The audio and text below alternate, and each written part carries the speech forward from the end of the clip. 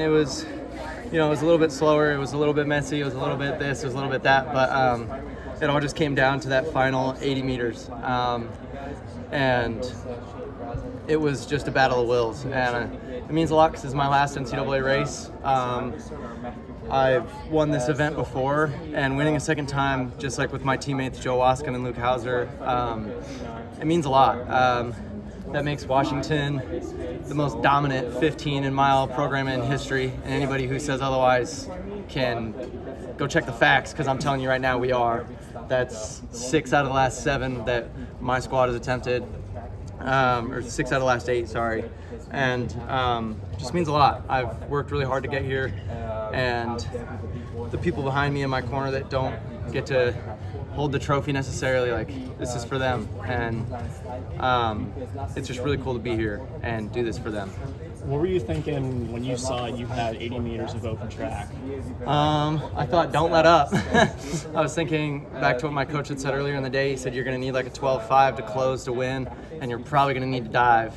And back 300 at like 250 when I started press Spencer, he yelled at me to jump, and I was like, that can only mean one thing. And my whole thought process was I just got to go. I got to gun it because they're right there, and I can't falter for a second. And he told you to jump, like, during the race? Yeah, I mean, I'm pretty sure I heard him yell jump, or I was just imagining it. Either way it happened. So. With like 250 to go, you said? Or 50? With like 250 to go. Because we kind of knew that I'd probably have to dive to win, because it's not like I'm racing high schoolers. Like, I'm racing the best in the NCAA, and they are very much able to close with me. I just had the jump. Since you referenced the high school, we had the blessing of watching an extraordinary mile at Nike, and then obviously multiple national championships here. I know it's not your home stadium, but might as well be for all the success that you've had. How powerful is it just to have one more moment like that out there? It's really cool. I mean, it just solidifies that this is the doghouse. I mean, we come here to do business, we come here to win, and that's what we've been doing. And it's just cool. I mean, we did it in Austin, we've done it in Albuquerque, we've done it in Boston, we've done it here twice now, and I mean, it's just cool. I mean, we are not liked here. I can't tell you how many things dirty words that have been yelled at me while I've been here. They do not like dogs, but it doesn't matter. But you guys like trophies, so that's fine. We like trophies. Yeah. There are people yelling dirty words at you? Like Oregon State? Yeah, there's frat guys out there. What are you talking about? They do not like us. I don't know if you guys probably don't know this, but our football team whooped up on them a couple times last year, and they don't forget that. So this is like while you're warming up? Or Yeah, you can imagine. And you raced against Adam on this track a month ago, and he beat you. So what changed this time to get the win for you?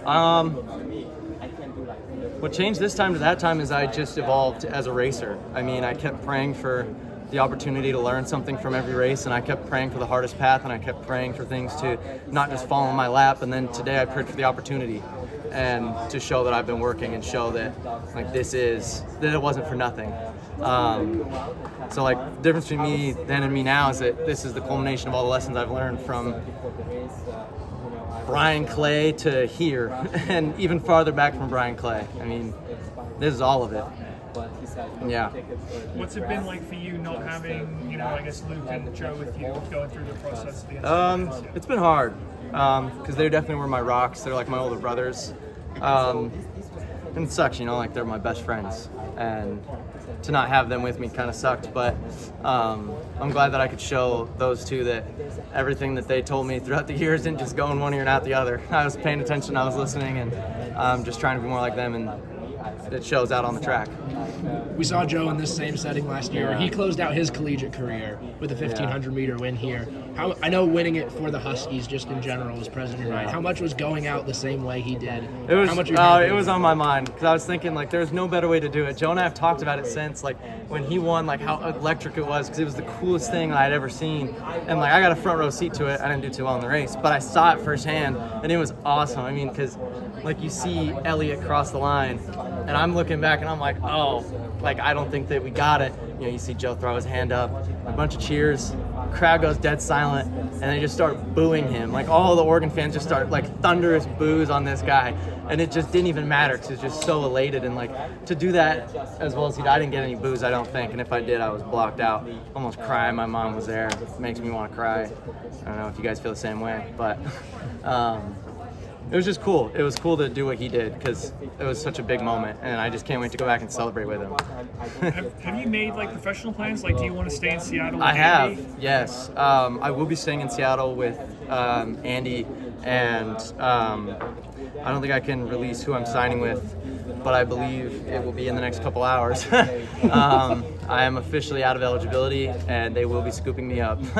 But yeah, it's really exciting. I'm very, very happy to be representing this company later, and I'm sure I'll do another interview about it. But they've just given me a lot of opportunities, and they've trusted me a lot, and yeah, I mean, it's gonna be really cool.